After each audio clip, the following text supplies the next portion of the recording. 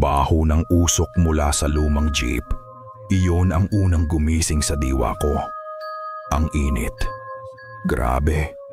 Kahit nakabukas ang lahat ng bintana, parang hininga ng isang malaking hayop ang hangin na pumapasok. Mabigat at maalinsangan. 2 oras na kaming bumabagtas sa paakyat na kalsada. Iniiwan ang pamilyar na ingay ng syudad para sa ipinangakong katahimikan ng Villa Silencio. Annual retreat ng St. Michael's Academy. Isang pagkakataon daw para magnilay-nilay. Para sa akin, isa lang itong pagkakataon para makatakas. Malapit na tayo. Sigaw ni Sir Reyes mula sa unahan, pilit tinatapatan ang dagundong ng makina. Naghiyawan ang mga kaklase ko, mga peking hiyaw karamihan. Pagod na ang lahat.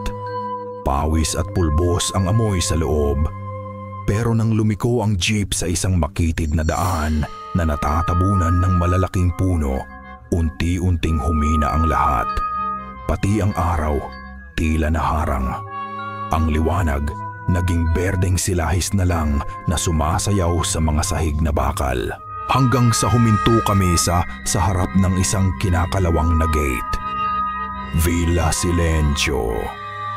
Nakaukit sa isang piraso ng kahoy na halos natatakpan na ng baging. Okay class, baba na dahan-dahan lang. Habang nag-uunahan ang lahat sa pagbaba, nanatili akong nakaupo. May kung anong bumigat sa dibdib ko. Isang pamilyar na bigat. Ang bigat na nararamdaman ko tuwing naalala ko si Miguel. Ang kakambal ko. Ang kapatid kong dapat ay kasama ko ngayon. Nang makababa ako whipping. Ang sumalubong sa akin, hindi ang luma at malaking bahay na gawa sa bato at kahoy. Hindi ang mga kaklase kong nagrereklamo sa walang signal, kundi ang puno. Isang dambuhalang puno ng balete. Nakatayo ito sa gitna ng malawak na hardin, mas matangkad pa sa mismong villa.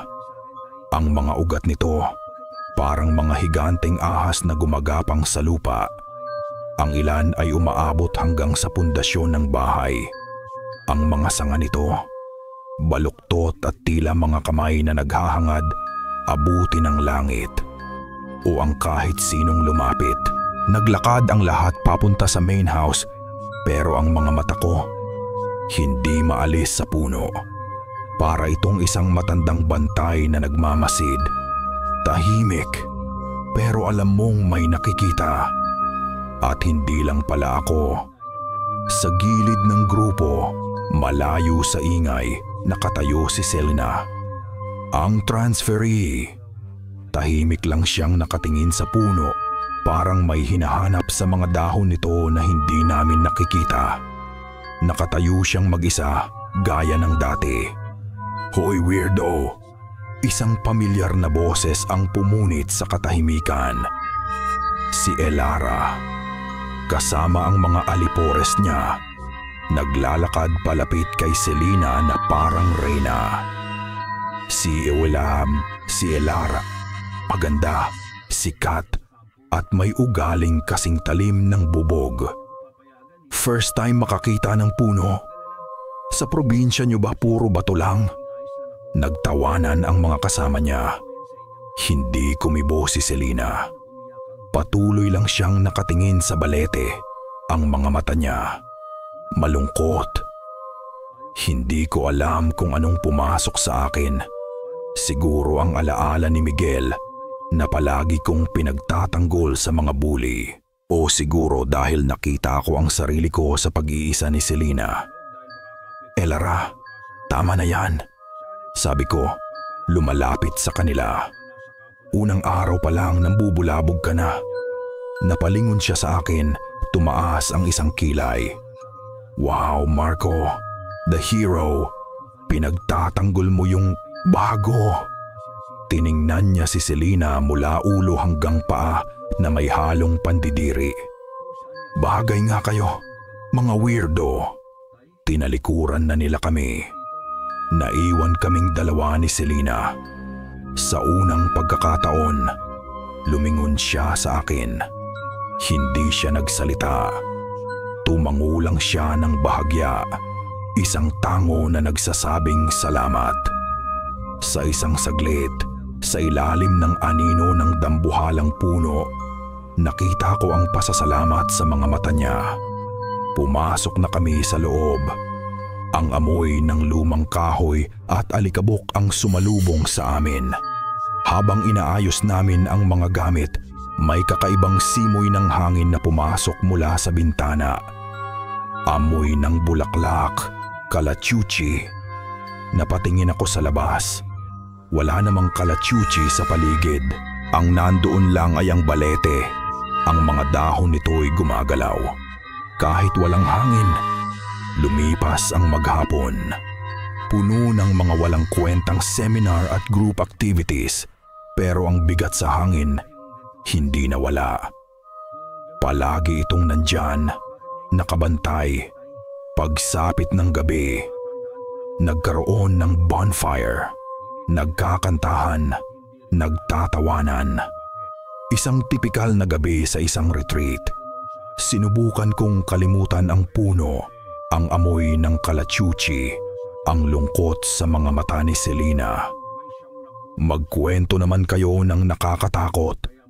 Sigaw ng isa. Nagsimula ang palitan ng mga gasgas ng kwento tungkol sa White Lady at pugot na pari. Tumatawa ang lahat.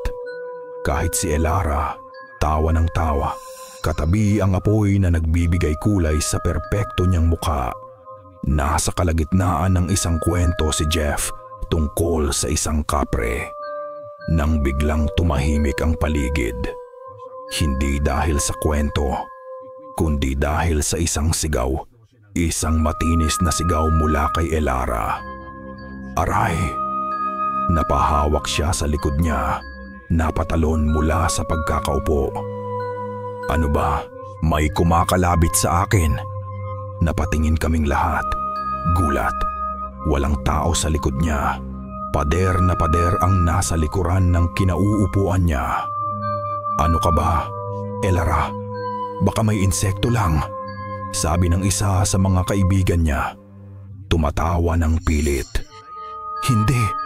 Parang daliri, malamig na daliri. Giit niya ang muka ay namumutla sa ilalim ng liwanag ng apoy. Sinubukan ng lahat na pagaanin ang sitwasyon. Isang biro, isang prank, pero walang umamin. At ang takot sa mga mata ni Elara, totoo. At doon, sa gitna ng nakabibinging katahimikan na sumunod, may narinig kami. Hindi malakas. Halos hindi mo nga maririnig kung hindi ka makikinig ng mabuti. Mula sa direksyon ng kadiliman, mula sa direksyon ng puno ng balete, isang himig, parang isang oyayi, isang kantang pampatulog sa sanggol, pero wala sa tono, mahina, at puno ng lungkot.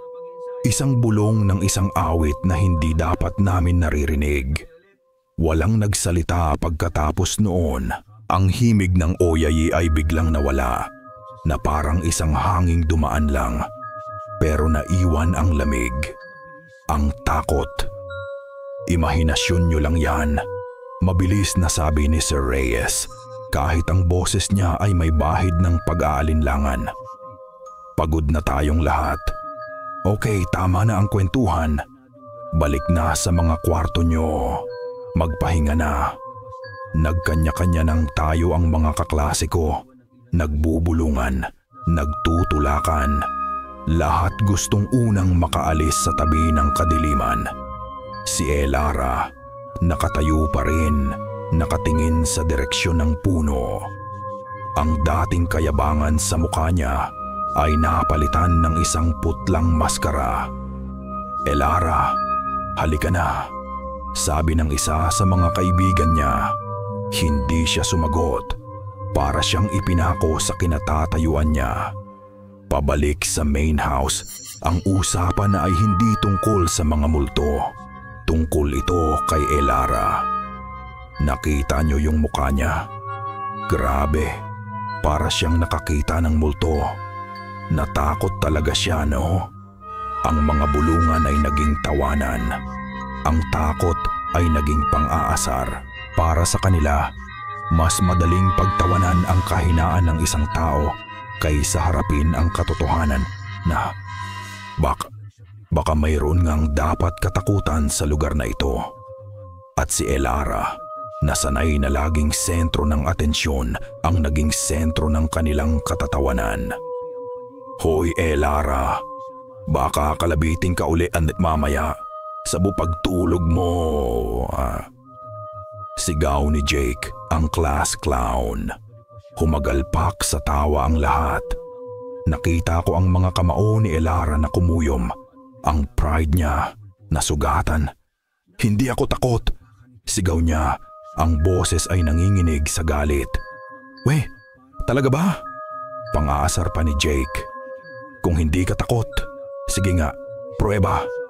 Itinuro niya ang bintana kung saan matatanaw ang madilim na anyo ng puno ng balete. Puntahan mo yung puno, hawakan mo, ngayon na. Isang hamon, isang hangal na hamon na isinilang mula sa pang-aasar. Tumahimik ang lahat. Nakatingin kay Elara, naghihintay. Alam nilang hindi niya uurungan yon.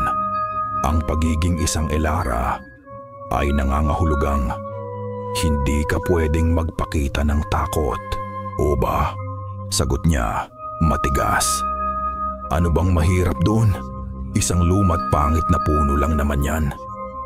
Bago siya lumabas ng pinto, ang mga mata niya ay naghanap sa gitna ng mga tao. At nakita niya ang hinahanap niya, si Selena. Nakatayo sa isang sulok tahimik na nagmamasid. Nagkatinginan sila. Sa mga mata ni Elara, nakita ko ang isang halo ng paghamon at isang kislap ng takot na pilit niyang itinatago. Isang huling sulyap na parang sinasabing, tingnan mo to. At pagkatapos, lumabas na siya sa gabi. Nagsiksikan kaming lahat sa bintana. Pinapanood ang anyo niyang papalayo mula sa liwanag ng bahay. Papalapit sa dambuhalang anino ng balete. Ang tawanan ay napalitan ng bulungan. Tapos ay katahimikan. 1 minuto, 2 minuto. Ang tanging maririnig na lang ay ang tunog ng mga kuliglig at ang pagtibok ng mga puso namin. Ang tagal naman niya, bulong ng isa. 3 minuto. Ang biro ay hindi na nakakatawa. Ang paghihintay ay naging mabigat, bigla. Sa gitna ng katahimikan, isang malutong na tunog ng nabaling sanga ang narinig namin mula sa di kalayuan. Rock. Pagkatapos noon, wala na. Pati ang mga kuliglig tumigil sa pag-ingay. Ang buong paligid ay nabalot ng isang nakabibinging katahimian. 5, 6 na minuto. Baka nagtatago lang yan, sabi ng isa, pero walang katiyakan sa boses niya. Hindi ganyan si Elara. Sagot ng kaibigan niya. Nagsisimula ng humikbi. Ang kaba ay naging tunay na takot. Ang takot ay nagsimulang maging panic. Kailangan natin siyang hanapin. Sabi ko, hindi na makatiis. Sira ka ba, Marco? Paano kung... Hindi ko na siya pinatapos. Kumuha ako ng flashlight at sumunod sa akin si Jake at isa pa naming kaklase, si Ana. Ang aming mga liwanag ay nanginginig na sumayaw sa kadiliman, gumuguhit ng mga bilog sa lupa at sa mga puno. Elara! Sigaw ni Jake. Walang sagot. Elara, hindi na to nakakatuwa. Sigaw naman ni Ana. Tanging ang alingaw-ngaw lang ng mga boses namin ang bumalik. Nakarating kami sa paanan ng balete. Ang mga ugat nito ay parang mga buto ng isang kalansay na nakabaon sa lupa. Itinutok namin ang aming mga flashlight pataas, sa mga baluktot na sanga, sa makakapal na dahon. Wala siya dito, sabi ko, handa nang bumalik. Pero may isang bagay na pumukaw sa atensyon ko. Isang maliit na liwanag sa pagitan ng dalawang malaking ugat. Isang pamilyar na liwanag. Ang screen ng isang cellphone. Dahan-dahan akong lumapit. Ito ang telepono ni Elara. Nakapatong sa lupa. At ang screen ay nakabukas sa voice recorder app. Nanginginig ang kamay ko nang damputin ko ito. May isang recording na nakasave. Ang haba, 3 minuto at 17 segundo. Tiningnan ko sina Jake at Ana. Tumango sila. Pinindot ko ang play. Sa una, maririnig ang yabag ng mga sapatos sa tuyong dahon. Sumasabay ang mabilis at kinakapos na paghinga ni Elara. Pagkatapos ay isang mahinang bulong mula sa kanya. Okay, andito na ako. May ilang segundong katahimikan. Tanging ang paghinga lang niya. At pagkatapos, may isa pang tunog. Isang bulong na parang idinikit mismo sa mikropono ng telepono. Isang boses na hindi kay Elara. Malamig. At malinaw na malinaw. Akin ka na. Parang binuhusan ng nagyayelong tubig ang buong sistema ko. Ang boses sa recording. Hindi ito gawa-gawa. Hindi ito biro. Takbo. Yun lang ang nasa isip namin. Takbo pabalik sa liwanag. Papalayo sa punong yon na ngayon ay parang isang dambuhalang halimaw na nag-aabang sa dilim. Hingal na hingal kaming sumugod sa loob ng main house. Isinisigaw ang pangalan ni Sir Reyes. Ang mga bulungan ay naging sigawan. Yang pag-aalala ay naging purong sindak. Ipinakita namin ang telepono. Ipinarinig ang recording. Paulit-ulit. Ang bawat pag-play ay parang isang patalim na lalong humihiwa sa natitirang pag-asa namin. Gising na ang lahat ng guro. Sinubukang pakalmahin ang lahat. Pero pati sila, hindi maitago ang panginginig ng boses. Nag-organisa sila ng isang search party. Lahat ng lalaki, kasama ang mga guro at staff ng villa, ay binigyan ng flashlight. Ang gabi ay napuno ng mga liwanag na nanginginig, sumasayaw sa pagitan ng mga puno. Mga sigaw ng pangalan ni Elara na paulit-ulit na isinisigaw. Paulit-ulit na sinasagot lang ng katahimikan. Sa gilid ng aming paghahanap, malapit sa pader na bato ng villa, nakita ko si Mang June, ang matandang caretaker. Nakatayo lang siya roon, hawak ang isang walis tingting, nakatingin sa aming lahat na parang nanonood ng isang palabas na alam na niya ang katapusan. Mali! Bulong niya nang mapadaan ako sa tabi niya. Maling-mali ang ginagawa ninyo. Ano pong ibig niyong sabihin? Tanong ko, humihinto. Tumingin siya sa akin. Ang mga mata niya ay malalim at madilim sa ilalim ng kanyang salakot. Ginigising niyo ang hindi dapat gisingin. Sinabi ko na, huwag maingay pagkalipas ng hating gabi. Umiling siya at tumalikod, naglakad papasok sa dilim. Iniwan akong nakatayo roon na may mas maraming tanong kaysa sagot. Walang nangyari. Pagkalipas ng 1 oras, itinigil ang paghahanap. Masyadong mapanganib, masyadong madilim. Bukas na lang daw ng umaga, pagdating ng mga pulis mula sa barangay. Pinagsama-sama kaming lahat sa malaking sala. Walang pinatulog. Ang iba'y umiiyak, ang iba'y nagdarasal. Ang iba, tulad ko, ay nakatitig lang sa kawalan, pilit na pinoproseso ang lahat. Ang hangin ay mabigat sa takot at paghihintay. Tiningnan ko ang digital clock na nakasabit sa pader. 3:16 a.m. 1 minuto na lang. Parang may bumubulong sa akin. 1 minuto. Nag-iba ang numero. 3:17 a.m. At sa eksaktong sandaling iyon, andap. Kumislap ang lahat ng ilaw. 1 beses, 2 beses, at sa pangatlo, namatay lahat. Kadiliman. Total na kadiliman. Sinundan ito ng mga hiyawan at tili. Kalma lang, power failure lang yan. Isigaw ni Sir Reyes.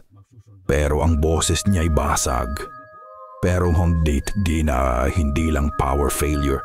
Dahil kasabay ng pagkawala ng ilaw, bumalik ang tunog. Ang oyayi. Pero ngayon, iba na. Hindi na ito isang mahinang bulong mula sa malayo. Ngayon, malakas na. At wala ito sa iisang direksyon. Nandito, nandyan, nasa likod mo, nasa tabi mo, nasa loob ng ulo mo. Parang kinakanta ito ng isang koro ng mga anino sa bawat sulok ng silid. Kasabay ng kanta, may isa pang dumating. Isang amoy. Ang amoy ng basang lupa. Lupa na parang sariwa pa sa paghuhukay. Lupa makalupa mula sa isang libingan. Sa gitna ng kaguluhan, sa dilim, hinanap ng mga mata ko si Selena. At nakita ko siya sa isang sulok nakaluhod. Ang mga kamay niya ay magkadikit, nanginginig sa pagdarasal. May mahigpit siyang hawak, isang bagay na kumikinang ng bahagya sa liwanag na nagmumula sa buwan sa labas. Biglang tumigil ang oyayi. Katahimikan na naman. Mas masahol pa sa ingay. At kasing bilis ng pagkawala nito, bumalik ang mga ilaw. Nagliwanag ang buong silid. Nakakasilaw. Napapikit kaming lahat. Pagmulat ko, isang sigaw ang pumuno sa buong bahay. Isang sigaw na nagmula sa banyo ng mga babae. Nagkatulakan ang lahat. Tumakbo kami papunta roon at nakita namin kung bakit. Sa lahat ng salamin sa loob ng banyo, sa lahat ng 6 na salamin, may mga marka. Mga marka ng maliliit na kamay na basa. Napakarami. Parang 12 bata ang sabay-sabay na dumikit sa mga salamin mula sa kabilang panig. Bumalik ako sa sala, nanginginig. Dumiretso ako sa banyo ng mga lalaki. Dahan-dahan kong itinulak ang pintong, ganoon din. Puno ng mga bakas ng kamay ang salamin. At sa salamin sa harap ko, sa hamog na iniwan ng takot at ng malamig na hangin, may nakasulat. Isinulat gamit ang dulo ng isang daliri. 2 salita. Hanapin ang kambal. Walang natulog ng gabing iyon. Pagsikat ng araw, dumating ang 2 tanod mula sa barangay. Mga lalaking mukhang mas pagod pa sa amin. Dala ang isang logbook at mga tanong na halatang walang patutunguhan. Baka naman nag-away lang sila ng boyfriend o baka nagtakating umuwi na ng syudad. Hindi sila naniwala sa amin. Sa kwento tungkol sa recording, sa nawalang ilaw, sa oyayi, at lalong hindi sa mga bakas ng kamay sa salamin na parang bula na wala na rin pagsikat ng araw. Para sa kanila, kami ay grupo lang ng mga OA na teenager na gumagawa ng kwento. Pagkatapos ng 1 oras, umalis din sila.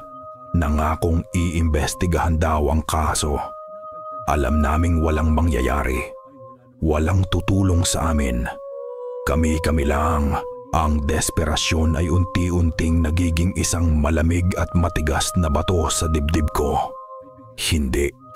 Hindi pwedeng wala kaming gawin. Ang mga salita sa salamin, hanapin ang kambal. Hindi ito isang babala. Para itong isang utos, isang clue. Habang ang lahat ay nakakumpol sa sala, takot at pagod, dahan-dahan akong lumabas. Hinanap ko si Mang Jun. Nakita ko siya sa likod ng kusina. Tahimik na nagwawalis ng mga tuyong dahon na para bang isang normal na umaga lang. Mang Jun, tawag ko. Huminto siya sa pagwawalis pero hindi lumingon. Umuwi na kayo mga iho, sabi niya. Ang boses ay mahina. Wala na kayong dapat gawin dito. May nakasulat po sa salamin kagabi, sabi ko. Lumalapit, hanapin ang kambal. Biglang natigilan ang kamay niya. Ang pagwawalis huminto. Dahan-dahan siyang humarap sa akin. Ang mga mata niya ay nanlilisik. Saan mo nakita yan? Sa banyo po. Pagkatapos po ng lahat, bumuntong hininga siya ng malalim. Isang hininga na parang nagbuhat ng bigat ng maraming taon. Iginiya niya ako sa isang maliit na upuan sa ilalim ng isang puno ng mangga, malayo sa Balete. Ang mga luma't bagong kaluluwa ay hindi dapat nagtatagpo. Bulong niya, nakatingin sa malayo. May mga pader na hindi dapat binubuksan. Ano po ba ang nangyayari dito, Mang Jun? Pakiusap ko. Sino po ang kambal? Buwisa po, hampa. Umiling siya. Hindi ko alam. Ang alam ko lang ay ang mga kasabihan ng lola ko. Sabi niya, ang mga puno ay may tenga. Ang mga damo ay may dila. Nakikinig ang lugar na ito, Marco, at nagsasalita. Nakatitig lang ako sa kanya. Pilit iniintindi ang bawat salita. May isang kwento, pagpapatuloy niya. Matagal na, bago pa naitayo ang villa na ito, may dalawang magkapatid na kambal na laging naglalaro sa ilalim ng punong iyon. Itinuro niya ang Balete gamit ang kanyang nguso. Isang araw, nag-away sila. Isang away bata na nauwi sa isang trahedya.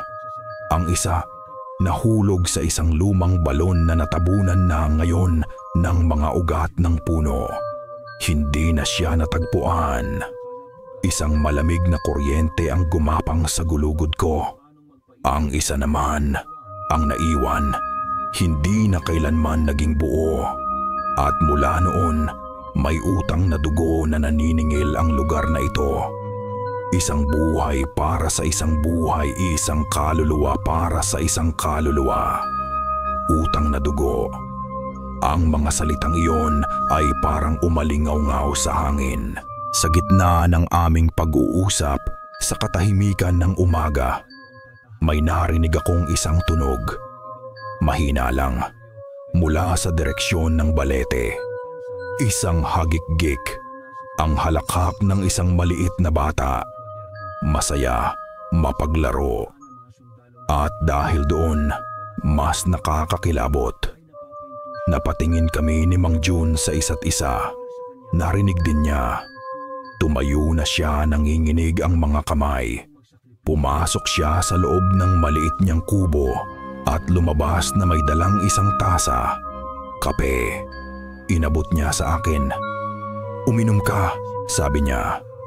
Nanginginig ang kamay niyang nag-abot sa akin. At mag-ingat ka, iho. Tumingin siya sa mga mata ko at sa loob ng mga iyon ay nakita ko ang isang tunay at malalim na takot. May mga kaluluwang uhaw sa pagmamahal.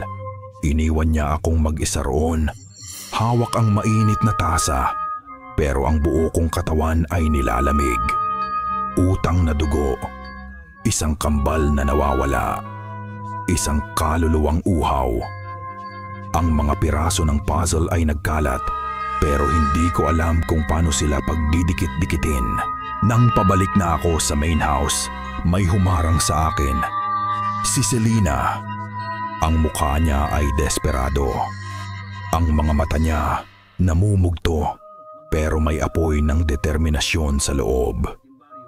"Marco," sabi niya. Ang boses ay mabilis at halos pabulong. "Makinig ka sa akin. Hindi aksidente ang pagkawala niya." "Anong ibig mong sabihin?" "May kailangan siyang bayaran." Mula sa bulsa ng kanyang palda, may kinuha siya. Isang luma at lukot na litrato. Ipinakita niya sa akin. 2 batang babae. Nakangiti sa kamera. Parehong-pareho ang mga mukha. Parehong-pareho ang mga mata. Parehong-pareho ang suot na bestida. Magkakambal. Nakatitig ako sa litrato. 2 mukha na magkahawig. Pero isa lang ang pamilyar sa akin. Si Elara. Ang nangiti niya. Kahit sa lumang litratong ito ay puno ng buhay ang isa. Kamukhang kamukha niya. Pero ang mga mata ay may lungkot. Ang mga mata ni Selena. Imposible. Bulong ko'y umaatras. Walang nabanggit si Elara na may kapatid siya, lalo na may kakambal. Hinila ako ni Selena palayo sa daan, sa isang tagong sulok sa likod ng hardin kung saan hindi kami makikita o maririnig. Ang mga kamay niya ay malamig at ang pagkakahawak niya sa braso ko'y mahigpit, desperado. Dahil hindi niya alam, Marco, sabi niya, ang boses ay nanginginig. Hindi niya alam na nag-e-exist ako. Ikinuwento niya ang lahat. Ang mga magulang nila naghiwalay pagkatapos ng isang matinding trahedya. Kinuha ng nanay nila si Elara at pinalaki ito sa Maynila. Pilit na ibinaon ang lahat ng alaala ng nakaraan. Ang tatay naman nila, dinala si Selena pabalik sa probinsya, sa isang malayong bayan. Lumaki silang pareho na. Ang alam ay nag-iisa silang anak. 2 piraso ng isang buong pagkatao na hindi alam na may kulang sa kanila. Pero nararamdaman ko siya. Pagpapatuloy ni Selena, ang mga matay nangingilid sa luha. Palagi. Isang lungkot na hindi ko maintindihan. Isang pangungulila sa hindi ko maalala. Hanggang sa nalaman ko ang totoo at nalaman ko rin ang tungkol sa sumpa. Sumpa? Sa pamilya namin, Marco, isang sumpa na dumadaloy sa dugo ng mga kambal sa angkan namin. Tinatawag itong kakambal kaluluwa. Ang pangalan pa lang, nagdulot na ng kilabot sa buong katawan ko. Kaluluwang kakambal. Kapag ang isang kambal ay namatay sa isang marahas na paraan, ang kaluluwa nito ay hindi matahimik. Naiiwan ito, naghihintay, naghahanap, hinahanap nito ang kalahati niya. Ang kapatid niyang nabubuhay para maging buo ulit. Maging buo? Tanong ko, halos hindi makahinga. Anong ibig sabihin niyan? Tumingin siya sa akin at sa mga mata niya, nakita ko ang purong takot. Hindi ito pagsapi lang, Marco. Ito ay pag-angkin. Unti-unti niyang sinisipsip ang lakas, ang alaala, ang pagkatao ng kapatid niya, hanggang sa wala nang matira. Hanggang sa maging isa na lang sila. Biglang nagugnay ang lahat sa isip ko. Ang mensahe sa salamin, ang pagkawala ni Elara, ang puno. Ang kambal na namatay sa ilalim ng puno, kamag-anak niyo. Tumango si Selena. Mga lola namin sa tuhod. Ang kaluluwa ng namatay, si Ana, siya ang naniningil. At si Elara, ang galit at inggit niya sa akin nang dumating ako. Hindi niya alam, pero ang mga emosyong iyon ay nagsilbing paanyaya. Isang imbitasyon para magising ang natutulog na sumpa. Kaya pala siya nandito, hindi para manakit. Nandito siya para sumubok na magligtas. Pero paano nangyari ito? Ang tanging nasabi ko. Habang nagsasalita si Selena, biglang nag-vibrate ang telepono ko sa aking bulsa. Kinuha ko ito. Iniisip na baka isa sa mga kaklase namin. Pero walang tumatawag. Madilim ang screen. At mula sa speaker ng telepono ko, isang boses ang bumulong. Isang pamilyar na boses na pinanindigan ng balahibo ang buong katawan ko. Ang boses ni Elara. Sinungaling siya. Napatalon ako sa gulat. Halos mabitawan ang telepono. Tiningnan ko si Selena. Ang mukha niya ay namutla. Narinig din niya. Huwag kang maniwala. Pagpapatuloy ng bulong. Telepono ko, malamig at puno ng hinanakit. Ang boses ni Elara, pero may mali. May kakaibang lalim. May lamig na hindi dapat nandoon. Elara, tawag ko sa telepono. Nanginginig. Katahimikan. Nandyan siya, Marco. Humikbi si Selena. Napaupo sa lupa. Nandyan siya sa loob ng punong iyon at unti-unti na siyang kinakain. Doon, nakita ko ang bigat ng pasan niya. Ang babaeng ito na puno ng misteryo ay isa lang palang kapatid na desperadong sinusubukang iligtas ang pamilya niya. Ang mga luhang kanina pa niya pinipigilan ay bumuhos na. Gusto ko lang mabuo ulit ang pamilya ko, sabi niya sa gitna ng kanyang mga hikbi. Lalapitan ko na sana siya para aluin nang isang sigaw ang pumunit sa hangin. Marco! Selena! Si Mang June. Tumatakbo palapit sa amin. Ang mukha ay parang papel sa putla. Ang mga matay ng lalaki sa takot. Humihingal siya. Nakaturo ang nanginginig na kamay sa direksyon ng balete. Dumating na ang takdang oras. Sabi niya, halos hindi makahinga. Ano po yun, Mang June? Tumingin siya sa amin. Ang mukha ay puno ng pangamba. Ang ika-40 araw. Napalingon kaming dalawa ni Selena sa puno ng balete. At sa gitna ng makakapal nitong sanga at dahon, may nagsisimulang umilaw. Isang malamlam at nakakakilabot na berdeng liwanag. Ang berdeng liwanag mula sa puno, hindi ito basta ilaw.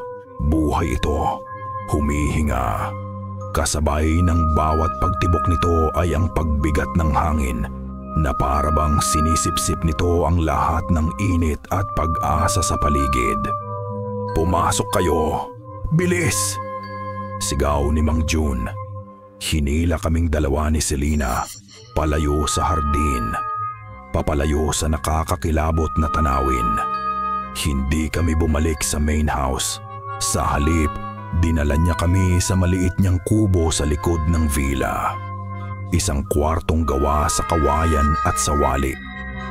Amoy kape at tuyong dahon. Ligtas. Pakiramdam ko, kahit paano, mas ligtas dito. Isinara niya ang pinto at bintana at sinindihan ang isang lamparang degaas na nagbigay ng nanginginig na liwanag sa aming mga mukha. Ang ika-40 araw ng pagkamatay ng kakambal na si Ana. Paliwanag ni Mang June.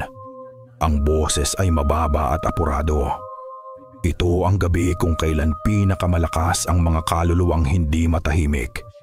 Ang pintuan, bukas na bukas. Anong gagawin natin? Tanong ni Selena. Ang mukha ay basang-basa sa luha. Kailangan kong iligtas ang kapatid ko. Umupo si Mang June sa isang maliit na silya.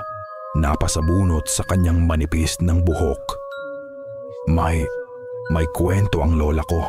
Isang ritual, hindi para patayin o itaboy ang kaluluwa, kundi para paghiwalayin ang magkadikit.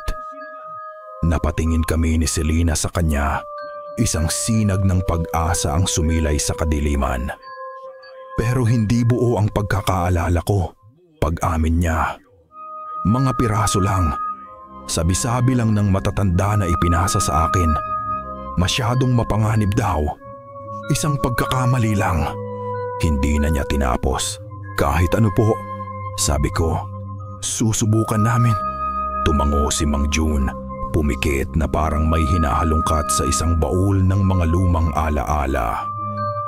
3 bagay, bulong niya. Kailangan ng 3 bagay. Naghihintay kami. Ang tanging maririnig lang ay ang mahinang sitsit ng lampara at ang sarili naming mga paghinga. At may isa pa, isang tunog na napakahina, parang kuko ng daga sa sahig na kahoy. Kaskas, kaskas. Sinubukan kong balewalain. Baka guni-guni ko lang. Una, sabi ni Mang June, kailangan niyo ng isang bagay na nag-uugnay, isang gamit na pag-aari ng dalawa, isang tulay sa pagitan ng buhay at ng kaluluwa. Pangalawa, nag-atubili siya. Kailangan ng isang tawag mula sa puso, hindi basta pagbigkas ng pangalan. Kailangan itong manggaling sa isang taong may dalisay na hangarin na paghiwalayin sila. Hindi para manakit, kundi para maghilom. Kaskas, kasas, kaskas, mas malinaw na ngayon. At hindi ito tunog ng daga. Ang tunog ng gagaling sa ilalim ng sahig. Tuloy-tuloy. Walang tigil. Tumingin ako kay Selena. Narinig din niya. Ang takot ay gumuhit muli sa kanyang mukha. At ang pangatlo, sabi ni Mang June, at dito, tumingin siya ng diretso sa akin. Ang mga mata niya ay seryoso. Ang pinakamahalaga sa lahat, kailangan ng isang gabay na nakakaintindi sa sakit ng pagkawala. Isang taong naranasan na ang mabawasan ng kalahati. Isang taong alam ang pakiramdam ng pangungulila sa isang kakambal. Dahil ang kaluluwa, makikinig lang ito sa kapwa niya. Ang mga salita niya ay parang tumusok sa puso ko. Ang sakit ng pagkawala, ang pangungulila. Hindi ko namalayan. Ang kamay ko'y kusa ng gumapang papunta sa bulsa ng pantalon ko. Sa loob noon, sa isang maliit na plastik, nakatago ang isang luma at kupas na litrato. Ako at si Miguel. Nung mga bata pa kami, nakangiti, buo pa. Ako ang gabay. Ang bigat ng katotohanan iyon ay parang humila sa akin pababa. Hindi na ako isang tagamasidlang. Parte na ako nito. Pero ano ang bagay na nag-uugnay? Tanong ni Selena. Pilit ibinabalik ang usapan sa ritual. At paano ang pagtawag? Bago pa man makasagot si Mang June, Blag! Isang malakas na kalabog ang yumanig sa buong kubo. Napatalon kaming 3 sa gulat. Blag! Blag! Blag! Sunod-sunod. Ang pinto ng main house, ang mga bintana sa itaas, ang pinto sa kusina. Lahat ng pwedeng isara sa buong Villa Silencio ay nagsasara ng sabay-sabay. Na parang isang higanting kamay ang dumaklot sa buong lugar at ikinulong kami sa loob. Ang huling kalabog ay ang pinto ng maliit na kubo ni Mang June na bumagsak ng napakalakas at nagpatay sa apoy ng aming lampara. Kadiliman. At sa kadilimang iyon, isang boses ang umalingaw-ngaw. Hindi ito boses ng babae. Hindi boses ng lalaki. Isang halo. Ang boses ni Elara at ang boses ng isang estranghero nagsasalita ng sabay nang gagaling sa lahat ng direksyon. Walang aalis. Ang boses na iyon, ang utos na iyon, pumuno sa bawat espasyo ng kubo, sa bawat espasyo ng isip ko. Naramdaman ko ang pagyanig ng sahig, ang panginginig ng mga dingding na sawali. Nakakulong kami. Sa isang iglap, ang lamig ay napalitan ng nakakapasong katahimikan. Ang lampara, bulong ni Mang Jun. Nanginginig na kinakapa ang posporo sa dilim. Isang kaskas, isa pa, at sa pangatlo, isang maliit na apoy ang muling nagbigay liwanag sa aming mga mukha. Mga mukhang basang-basa sa pawis at pinamumutla ng takot. Wala na tayong oras, sabi niya. Ang boses ay apurado. Kailangan nating kumilos bago lamunin ng buo ng puno ang kaluluwa ni Elara. Ang ritual, iyon na lang ang natitira naming pag-asa. Ang bagay na nag-uugnay, mabilis na sabi ni Selena. Ang utak niya ay gumagana sa gitna ng sindak. May kwintas si Elara. Palagi niyang suot. Isang silver na kwintas na may pendant na kalahating puso. Sabi ni Mama, bigay daw yon ng papa namin bago siya umalis. Kalahating puso. Biglang may nag-click sa isip ko. Ang bagay na nakita ko sa paanan ng balete. Hindi lang telepono ang nandoon. Bago ko pa iyon dinampot, may kumislap sa ilalim ng mga tuyong dahon. Kinapa ko ang bulsa ko. Doon, kasama ng luma kong litrato, ay ang isang malamig na piraso ng metal. Inilabas ko ito. Sa nanginginig kong palad, isang maliit na pendant na hugis kalahating puso ang kumislap sa ilalim ng liwanag ng lampara. Napasinghap si Selena. Nasa'yo, nahanap ko nung gabing nawala siya, sabi ko. At ang kabiyak, sabi ni Selena. Dinukot ang isang kaparehong kwintas mula sa ilalim ng kanyang damit. Inilapit niya ang kanyang pendant sa akin. Magkasamang magkasama. Isang buong puso. Ito na nga, bulong ni Mang Jun. Nandito na ang tulay.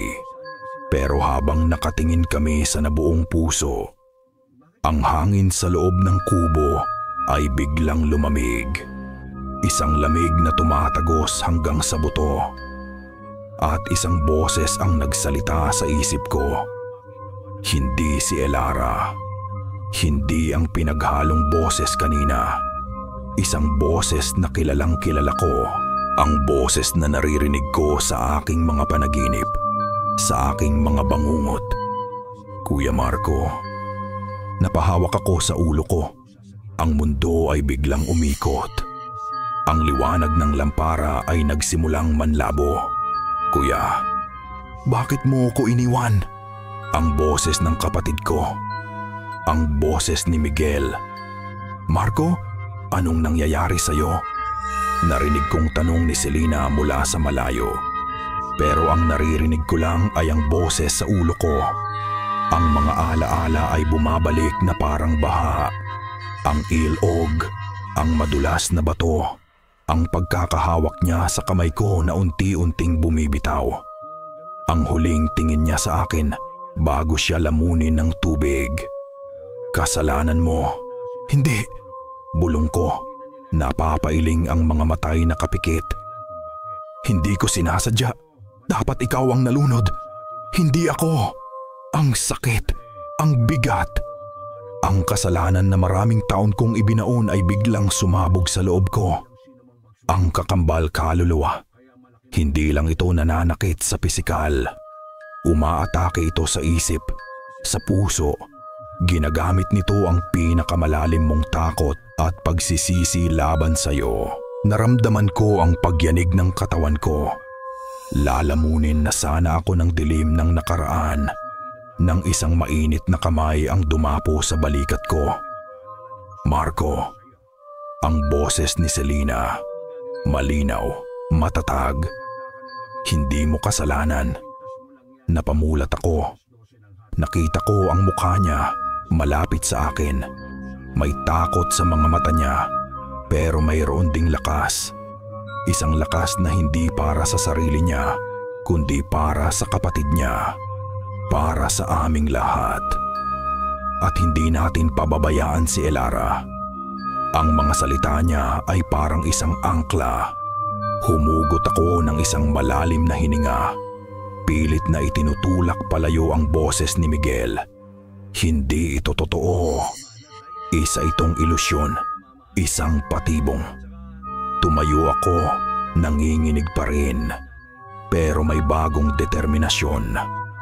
Tumingin ako sa labas ng bintana, sa puno ng balete na ngayon ay nagliliwanag na ng husto. Ang berdeng ilaw nito ay tumatagos kahit sa mga siwang ng sawali. Kailangan nating malaman ang pangalan, sabi ko. Ang boses ay basag pero buo. Ang pangalan ng kaluluwa, sabi nyo, tawag mula sa puso. Paano kami tatawag kung hindi namin alam ang pangalan niya? Napaisip si Selena. Ang mga mata niya ay lumibot sa kwintas. Sa kalahating pusong hawak niya, pinipilit alalahanin ang bawat detalye. May nakaukit sa likod. Bulong niya. Dali-daling inalis ang kwintas sa kanyang leeg. Pinaglapit naming tatlo ang aming mga ulo sa ilalim ng lampara. Sa likod ng maliit na pendant ni Selena, sa napakaliit na pagkakaukit na halos nabura na ng panahon, may 4 na letra. A-N-A. Ana, sabay naming binigkas. Pagkabigkas ng pangalan, biglang humangin ng malakas sa labas. Ang berdeng ilaw ng puno ay kumislap ng husto, na para bang narinig nito ang pagtawag namin. Sumilip ako, umiiko sa siwang ng bintana, at ang puso ko parang tumigil sa pagtibok. Doon sa pagitan ng mga nagsasayawang sanga at ugat ng puno, sa gitna ng berdeng liwanag, nakita ko siya, ang anyo ni Elara. Nakabitin sa hangin, ang mga buhok ay lumulutang na parang nasa ilalim ng tubig. Ang mga mata niya ay nakapikit at ang mga baging ng puno ay nakapulupot sa kanya. Dahan-dahan siyang hinihila paloob sa puso ng puno. At sa tabi niya, may isa pang anyo. Isang anyo na gawa sa usok at berdeng liwanag. Isang batang babae. Ang batang babae mula sa lumang litrato. Si Ana. Dahan-dahan itong lumingon. Ang mukha nito ay nakatingin diretso sa direksyon ng kubo. Diretso sa akin. At ngumiti ito. Ang ngiting iyon. Hindi ito ngiti ng isang halimaw. Ito ang ngiti ng isang batang matagal nang nag-iisa. At sa wakas ay may nakakita. At sa isang iglap, ang takot ko ay nahaluan ng awa. Kailangan nating makalabas, sabi ko. Ang boses ay matatag. Pero paano? Nakakandado ang lahat, sagot ni Selena. Dito, sabi ni Mang June. Itinutulak ang isang lumang aparador na nakasandal sa pader. Sa likod nito, isang maliit at halos nakatagong pinto. Daanan ng mga hardinero noon, sana'y hindi pa kinakalawang ng husto. Pinagtulungan naming itulak ang pinto.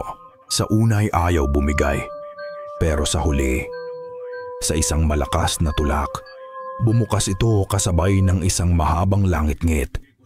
Ang hangin sa labas ay sumalubong sa amin, mas malamig pa, mas mabigat pa kaysa kanina. Walang atrasan. Naglakad kaming tatlo papalabas, papalapit sa puno. Ang bawat hakbang ay parang pagtapak sa sagradong lupa. Ang berdeng liwanag mula sa balete ay ang tanging ilaw namin. Ginuguhit ang aming mahahabang anino sa lupa. Ang hangin ay umuugong, hindi na parang ordinaryong hangin, kundi parang may daan-daang boses na nagbubulungan ng sabay-sabay. Umalis kayo. Hindi niyo siya makukuha. Mamamatay kayong lahat. Pinilit kong huwag pansinin. Sa bawat bulong lalo kong hinihigpitan ang hawak sa 2 kalahati ng kwintas. Nasa gitna na kami ngayon ng hardin. Direktang nakatayo sa paanan ng dambuhala. Dito, ang mga ud ay parang mga braso git. Ang mga sanga ay parang mga daliri. At sa puso nito, si Elara, ang katawan niya ay unti-unti nang nagiging bahagi ng puno. Marco, narinig ko ang boses ni Selena sa tabi ko, puno ng takot. Tumingin ako sa kanya. Pagkatapos ay kay Mang June. Tumango ako. Oras na. Humakbang ako pasulong mag-isa. Ang mga bulong ay lumakas, naging mga sigaw sa isip ko. Ang boses ni Miguel, ang boses ni Elara, ang boses ng ibang mga kaluluwang hindi ko kilala. Kasalanan mo, pababayaan mo rin siya, wala kang magliligtas. Napapikit ako. Ang mga kamay ko'y nanginginig. Ang buong katawan ko'y gustong tumakbo. Pero nanatili ako. Dahil sa gitna ng lahat ng ingay, isang imahe ang pumasok sa isip ko. Ang ngiti ni Ana. Ang ngiti ng isang batang gustong magpahinga. Iminulat ko ang aking mga mata. Itinaas ko ang aking mga kamay. Ang 2 piraso ng kwintas ay nasa aking mga palad. Dahan-dahan kong pinaglapit ang mga ito. Habang nagdidikit ang 2 kalahati ng puso, ang ugong ng hangin ay naging isang sigaw. Ang liwanag ng puno ay naging nakakasilaw. Naramdaman ko ang isang puwersang gustong itulak ako palayo. Pero hindi ako sumigaw. Hindi ako nagdasal ng malakas. Ang ginawa ko ay bumulong. Isang bulong na nanggaling sa puso. Isang tawag na puno ng pag-unawa, hindi paghuhusga. Ana, ang pangalan niya. Ang pangalan na matagal nang nakalimutan. Ana, patawad kung nakalimutan ka nila. Naramdaman ko ang paghina ng puwersang tumutulak sa akin. Ang mga sigaw sa isip ko ay nagsimulang maging mga hikbi. Oras na para magpahinga. At sa mga salitang iyon, pinagdikit ko ang 2 kwintas. Naging isa. Sa sandaling iyon, ang buong puno ng balete ay yumanig ng napakalakas na para bang isang lindol ang nagsimula sa mga ugat nito. Ang berdeng liwanag ay pumutok na parang isang bituin, nagliwanag sa buong paligid bago biglang namatay. At mula sa puso ng puno, isang tili ang umalingaw-ngaw sa buong kalangitan.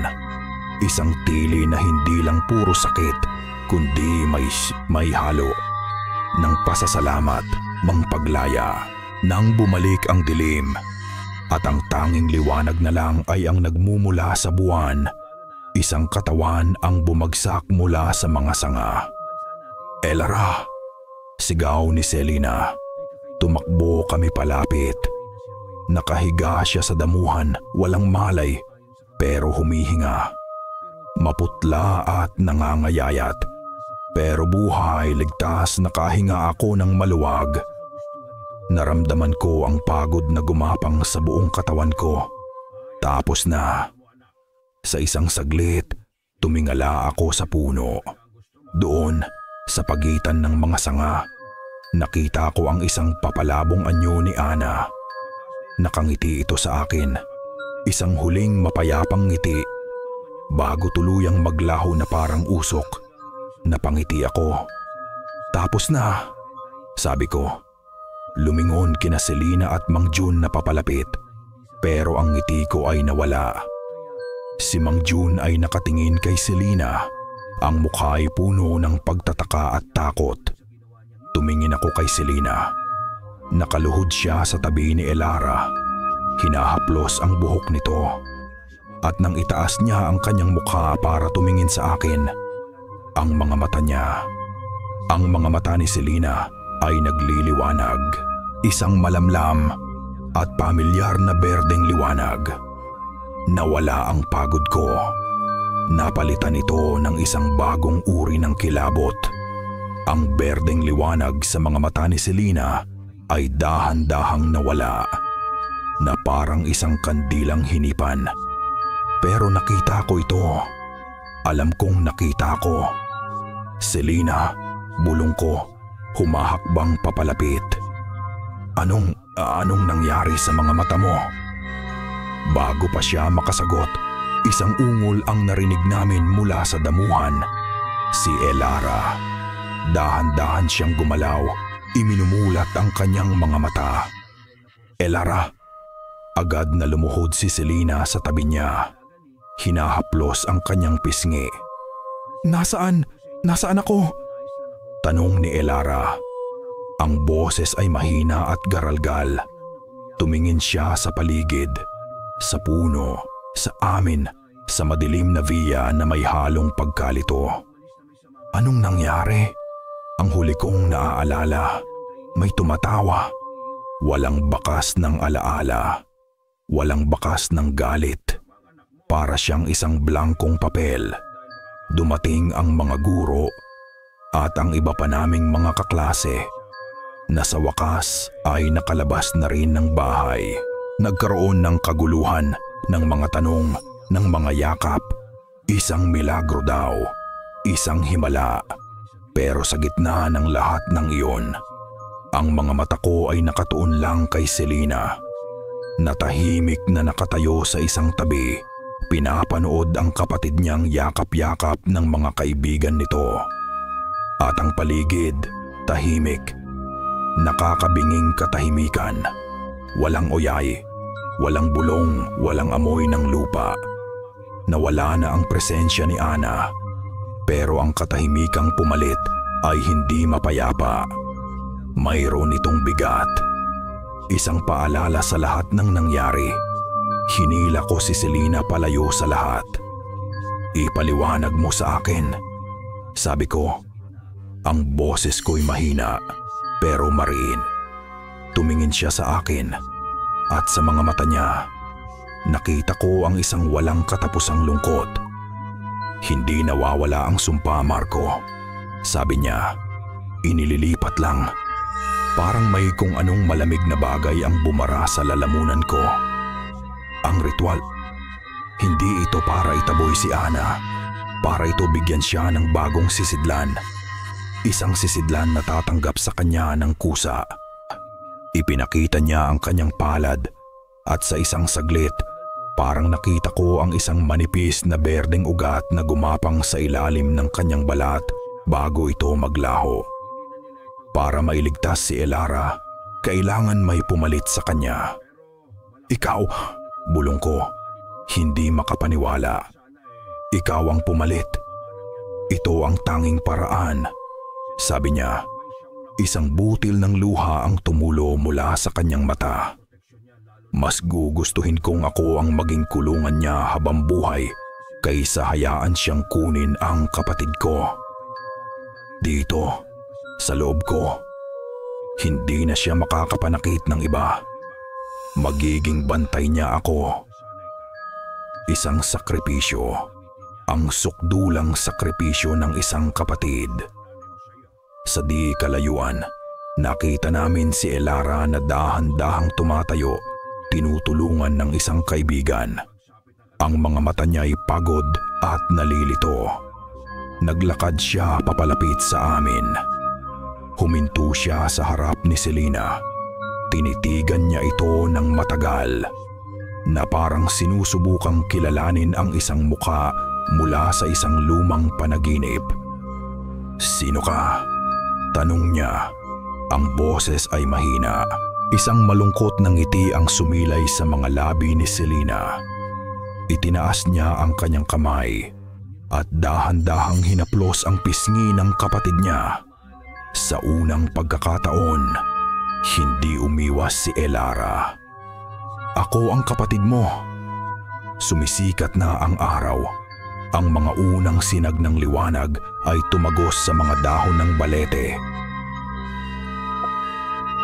na ngayon ay isa na lang ulit ordinaryong puno. Naghahanda na ang lahat para umalis. Isang bus ang darating para sunduin kami, para ilayo kami sa bangungot na ito. Habang naglalakad kami palayo sa villa, hindi ko mapigilang lumingon sa huling pagkakataon. Tiningnan ko ang puno ng balete, ang tahimik na saksi sa lahat. At doon, sa ilalim ng mga sanga nito, kung saan nakatayo si Ana kanina, para akong nananaginip. Kinusot ko ang aking mga mata, pero nandoon pa rin. Dalawang malabong anyo ng mga bata, nakatayo, magkahawak kamay. Ang isa ay si Ana, at ang isa, ang puso ko. Ang isa ay si Miguel, ang kapatid ko. Nakangiti siya hindi sa akin, kundi kay Ana, at pagkatapos, dahan-dahan siyang lumingon sa akin. Ang ngiti sa kanyang mga labi ay totoo, mapayapa. Itinaas niya ang kanyang kamay, at kumaway ito, isang huling paalam. Ang tunog ng kampana mula sa simbahan ang gumising sa akin. Linggo, isang taon. Parang kailan lang. Ang tunog na kinatatakutan ko ay ang katahimikan ng gabi. Ngayon, ang pinakapaborito kong tunog ay ang ordinaryong ingay ng umaga. Hindi na ako binabangungot. Ang mukha ni Miguel sa aking mga panaginip ay hindi na puno ng paninisi. Ngayon, nakangiti na lang siya. Ang bigat na isang dekada kong pinasan sa aking dibdib, gumaan na. Hindi ito tuluyang nawala, pero natutunan ko ng buhatin. Pagkatapos ng nangyari sa Villa Silencio, walang naniwala sa buong kwento. Ang official report, si Elara ay nagkaroon ng nervous breakdown at nagtago sa gubat. Case closed. Mas mabuti na rin siguro. May mga katotohanang hindi para sa lahat. Naging magkaibigan kami ni Elara. Ang dating reyna ng eskwelahan ay naging mas tahimik, mas mapag-isip. Ang pagkawala ng kanyang mga alaala ay parang isang pag-reset. Isang pangalawang pagkakataon. At sa pagkakataong ito, pinili niyang maging mabuti. Madalas naming bisitahin si Selena. Umalis siya sa St. Michael's at ngayon ay nakatira sa isang maliit na apartment malapit sa dagat, kasama ang tatay niya na sa wakas ay nagpakita na rin. Magkasama na ulit silang mag-ama, pinupunan ang mga nawalang taon. Tahimik ang buhay niya. Nagpipinta siya, naglalakad sa dalampasigan tuwing hapon. Pero alam naming tatlo, may mga araw na kapag tinititigan mo siya, lalo na kapag pagod siya, ang kanyang mga mata ay nagkakaroon ng isang malayong tingin. Isang lungkot na hindi sa kanya, isang anino na nagpapaalala sa amin ng bantay na nasa loob niya. Hindi na ito nanakit, pero nandoon ito, palagi. Ngayon ang araw ng kamatayan ni Miguel. Nag-drive ako papunta sa sementeryo. Hindi tulad ng dati na kailangan ko pang pilitin ang sarili ko. Ngayon, kusa na. Ang puntod niya ay malinis, naalagaan. May mga sariwang bulaklak na. Alam kong galing ito kay Mama. Umupo ako sa damuhan sa tabi nito. Hindi na kailangan pang magsalita. Ang katahimikan sa pagitan namin ngayon ay puno na ng pag-unawa. Isang taon na, Miggy. Bulong ko. Okay na ko. Okay na kami ni Mama. Inilabas ko ang isang puting rosas mula sa aking bag at maingat na inilapag sa ibabaw ng kanyang pangalan. Sa unang pagkakataon sa loob ng maraming taon, sa lugar na ito, hindi ako umiyak. Ngumiti ako. Pahinga ka na, kapatid. Tumayo na ako at naglakad pabalik sa kotse. Ang araw ay mataas na, mainit, pero mahangin. Pagpasok ko sa sasakyan, binuksan ko ang radyo. Isang lumang kanta mula sa dekada 90 ang tumutugtog. Habang nagmamaneho ako papalayo sa sementeryo, papalayo sa nakaraan, isang pakiramdam ng kapayapaan ang bumalot sa akin. Tapos na talaga. Bigla, pumalya ang radyo. Isang malakas na ksh. Tatek, sinubukan kong ibahin ang istasyon pero ganoon pa rin. Puro ingay lang. Hahayaan ko na sana. Papatayin ko na lang. Nang sa gitna ng static, sabay mamanggumabuog masapit, may isang tunog na tumagos. Isang himig na napakahina, halos hindi marinig, pero pamilyar. Ang mga unang nota ng isang oyay. Ang himig na narinig namin sa Villa Silencio. 1 segundo, 2 segundo, at kasing bilis ng pagdating nito, nawala rin. Bumalik ang kanta sa radyo na para bang walang nangyari. Napahinto ako sa gilid ng kalsada. Ang puso ko'y biglang kumabog ng mabilis. Tumingin ako sa paligid, mga puno. Isang mahabang kalsada. Wala namang kakaiba. Siguro guni-guni ko lang. Siguro static lang talaga. Pero habang ipinagpatuloy ko ang pagmamaneho pa uwi, hindi ko mapigilang mapatingin sa rearview mirror. Inaabangan kung may anino sa likod na upuan. Nakikinig kung may bubulong na himig mula sa hangin. Dahil natutunan ko na ang isang mahalagang leksyon sa Villa Silencio. May mga kaluluwang nagpapahinga, pero may mga sumpang hindi natutulog. Naghihintay lang.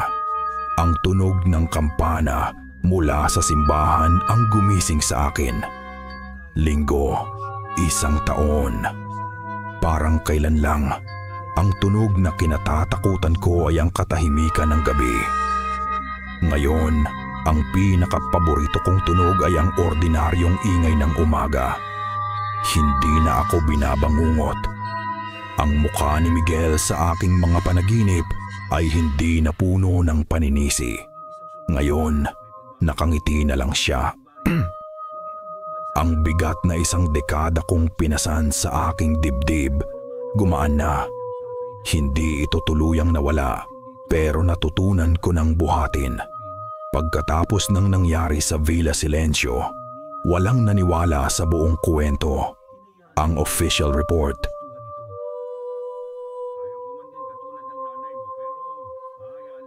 Lara ay nagkaroon ng nervous breakdown at nagtago sa gubat. Case closed. Mas mabuti na rin siguro. May mga katotohanang hindi para sa lahat. Naging magkaibigan kami ni Lara. Ang dating reyna ng eskwelahan ay naging mas tahimik, mas mapag-isip. Ang pagkawala ng kanyang mga alaala ay parang isang pag-reset, isang pangalawang pagkakataon. At sa pagkakataong ito, pinili niyang maging mabuti. Madalas naming bisitahin si Selena. Umalis siya sa St. Michael's at ngayon ay nakatira sa isang maliit na apartment malapit sa dagat kasama ang tatay niya na sa wakas ay nagpakita na rin. Magkasama na ulit silang mag-ama. Pinupunan ang mga nawalang taon. Tahimik ang buhay niya. Nagpipinta siya. Naglalakad sa dalampasigan tuwing hapon. Pero alam naming tatlo, may mga araw na kapag tinititigan mo siya, lalo na kapag pagod siya, ang kanyang mga mata ay nagkakaroon ng isang malayong tingin. Isang lungkot na hindi sa kanya. Isang anino na nagpapaalala sa amin ng bantay na nasa loob niya. Hindi na ito nanakit, pero nandoon ito, palagi. Ngayon ang araw ng kamatayan ni Miguel. Nag-drive ako papunta sa sementeryo. Hindi tulad ng dati na kailangan ko pang pilitin ang sarili ko. Ngayon, kusana.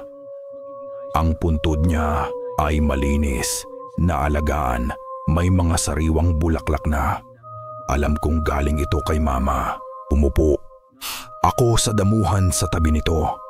Hindi na kailangan pang magsalita. Ang katahimikan sa pagitan namin ngayon ay puno na ng pag-unawa. 1 taon na, Miggy. Bulong ko. Okay na ko. Okay na kami ni Mama. Inilabas ko ang isang puting rosas mula sa aking bag at maingat na inilapag sa ibabaw ng kanyang pangalan. Sa unang pagkakataon sa loob ng maraming taon, sa lugar na ito, hindi ako umiyak. Ngumiti ako. Pahinga ka na, kapatid. Tumayo na ako at naglakad pabalik sa kotse. Ang araw ay mataas na, mainit pero mahangin. Pagpasok ko sa sasakyan, binuksan ko ang radyo. Isang lumang kanta mula sa dekada 90 ang tumutugtog. Habang nagmamaneho ako papalayo sa sementeryo, papalayo sa nakaraan, isang pakiramdam ng kapayapaan ang bumalot sa akin. Tapos na talaga. Bigla, pumalya ang radyo. Isang malakas na static. Sinubukan kong ibahin ang istasyon, pero ganoon pa rin. Puro ingay lang. Hahayaan ko na sana. Papatayin ko na lang. Nang sa gitna ng static, may isang tunog na tumagos. Isang himig. Napakahina. Halos hindi marinig, pero pamilyar. Ang mga unang nota ng isang oyay. Ang himig na narinig namin sa Villa Silencio. 1 segundo, 2 segundo. At kasing bilis ng pagdating nito, nawala rin. Bumalik ang kanta sa radyo na para bang walang nangyari. Napahinto ako sa gilid ng kalsada. Ang puso ko'y biglang kumabog ng mabilis. Tumingin ako sa paligid. Mga puno. Isang mahabang kalsada. Wala namang kakaiba. Siguro guni-guni ko lang. Siguro static lang talaga. Pero habang ipinagpatuloy ko ang pagmamaneho pa uwi, hindi ko mapigilang mapatingin sa rearview mirror. Inaabangan kung may anino sa likod na upuan. Nakikinig kung may bubulong na himig mula sa hangin. Dahil natutunan ko na ang isang mahalagang leksyon sa Villa Silencio. May mga kaluluwang nagpapahinga, pero may mga sumpang hindi natutulog. Naghihintay lang.